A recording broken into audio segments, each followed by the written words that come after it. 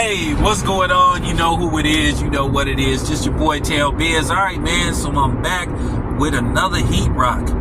Dropping some more knowledge. So, once again, the narrative pushers keep coming up with more narratives. And at the same time, I'm going to dismiss it, debunk it, and blow it up. I really want y'all to explain something to me or help me understand. How is it that Shakur Stevenson then took some kind of L and people still trying to bring up this Devin Haney stuff when I've already explained to y'all what happened with that? But if these dudes want to continue to lie and further kill their credibility, that's on them. Let me ask y'all something. For the people that's sitting up here talking about Shakur Stevenson got karma and all this kind of stuff for what happened with Devin Haney, when I keep telling y'all there was no $8 million offer on the table. I know exactly what Shakur Stevenson was possibly going to be offered if Devin went back down to 135. And it wasn't nowhere near $8 million. It wasn't even half of it. I know exactly what's up.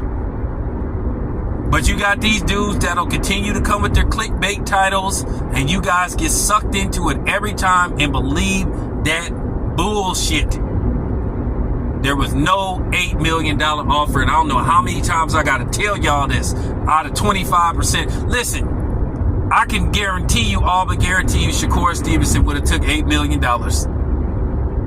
And at the same time, people sitting up saying, well, he know his worth. Well, I know Frank Martin. What has Frank Martin then done? And for y'all to sit up there and try to make this notion and compare Frank Martin's pedigree to Shakur Stevenson, it just shows you how idiotic you guys sound and that you guys have no real credibility. And anybody that listen to y'all, something is seriously wrong with them. And y'all shouldn't be taken seriously. For y'all to try to compare Frank Martin's situation to Shakur Stevenson's and try to say it's the same thing. Are you guys for real? Y'all can't be this naive. But then again, maybe a lot of you are, because at the end of the day, some of these narrative pushing content creator lying ass channels are making y'all that way. And people trying to make it look like Frank Martin is on the winning side of this Shakur Stevenson thing. How is that when he's sitting on the couch? Shakur Stevenson got a fight date and he got an opponent and found one immediately. While basically Frank Martin priced himself out of a fight, out of a very lucrative payday. So how is Frank Martin winning? And how is Shakur Stevenson paying the piper when he got a fight date and he got a paycheck coming? Make that make sense. You see how these dudes try to stupefy you? Don't fall for it. I want y'all to let that sink in. Shakur Stevenson got a fight date. Frank Martin don't. And I hope for his sake that he get the fight on the undercard of Spence versus Crawford 2. And I can promise you this much. I bet you he ain't gonna get paid no $1 million for his next fight. He gonna go, and if he don't fight on the undercard, that's a real bad look for Errol Spence and once again the PBC.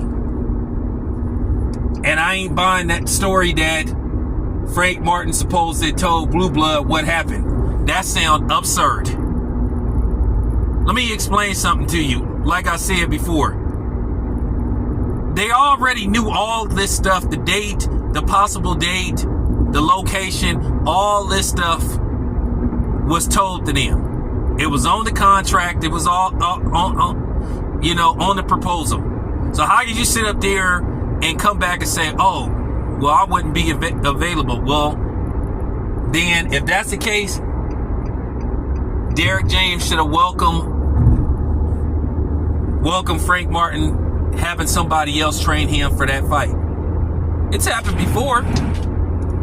I mean, Floyd Mayweather Sr., he didn't want to train Oscar versus his son, so Oscar went and got Freddie Roach. Unless they have some exclusive agreement, which usually that ain't the case. If Derrick James wouldn't have been available for me, I just would have went somewhere else. If I would have had to pay him a step aside fee, I would have did it. So like I said before, I looked at Derrick James Wikipedia. It just say he's a former boxer and trainer. Don't see nothing about him being an agent or a manager. And I didn't know that Derrick James could negotiate on behalf of Frank Martin. Didn't know that. That's something new. But we all know the history of the PBC pulling this stuff. So, like I said before, I guess if Frank Martin don't fight on Terrence Crawford, Errol Spence 2, I guess it's back to the ballroom he goes. But yeah, like I said before, people making it look like Shakur Stevenson took some kind of L. Like, explain that to me when he got a fight date. He got a fight date. Out goes Frank Martin. In comes Los DeSantos. Edwin DeSantos. So like I said before, please explain that to me. While these dudes sitting up here making it look like Shakur Stevenson taking some kind of L, he won either way. Because like I said before, the show must go on. Like I said, who is gonna be Frank Martin's next fight? Who's gonna be his next opponent? When is we gonna see Frank Martin? Well, we know when we gonna see Shakur Stevenson again, and that's gonna be on November 16th, which is a Thursday, in Las Vegas. So like I said before, if y'all want to continue to listen to these dudes that's putting this bullshit out, be my guest. But at the same time, I'm going to keep dispelling the bullshit that they put out. And then you got, like I said, I just have to question myself and just ask, what's wrong with these niggas that be like rooting for the downfall of a black fighter? And it's funny, like I said before, these dudes don't never tell Canelo or these non-black fighters how much money they should take.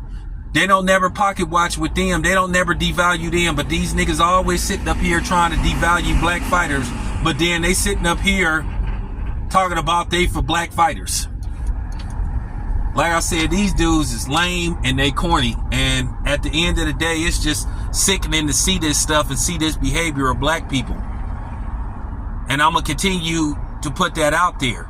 This is why people don't take a lot of these dudes serious that claim to be part of the black community. A lot of these dudes is just pretenders. Like I said, I'm just trying to like grasp the fact that people think that Frank Martin won some kind of way with Shakur Stevenson when basically he about to sit at home and miss out on $1 million payday, saying that he was gonna make possibly upwards of $1.2 million. You know, from the 75 to 100 grand he was getting. That's like, I mean, come on, man. It's just simple math.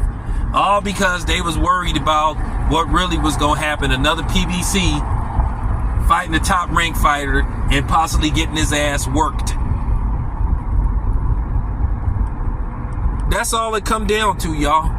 But like I said before, keep listening to these dudes that's putting this stuff out, that's putting this bullshit out. I'm going to keep debunking them. I'm going to keep making fools out of them. Like I said, please explain that to me, how somebody that pulled out of a fight that was going to pay him more than he's ever made somehow, some way sent the message, made some kind of statement. A dude that's fighting in ballrooms pulled out of a fight that was going to pay him over $1 million to have basically nothing and go back to fighting on PBC cards where he was going to get to fight on TV, fight on ESPN, fight on a major outlet to where a lot of people could get a glimpse of him. And even if in a losing effort, even if he loses, but he puts up a good fight, people will keep an eye on him. And then Davis pretty much said he ain't fighting him. So like I said before, how is it that people are saying that Frank Martin, got the W, when basically he's left with nothing now? That he basically, come November the 16th, he gonna be sitting on the couch watching Shakur Stevenson fight somebody else, and which that could have been him. While he's sitting up here coming up with different excuses on why the fight fell through and trying to coming up with all this different type of finger pointing and all this kind of stuff, it just sounds lame.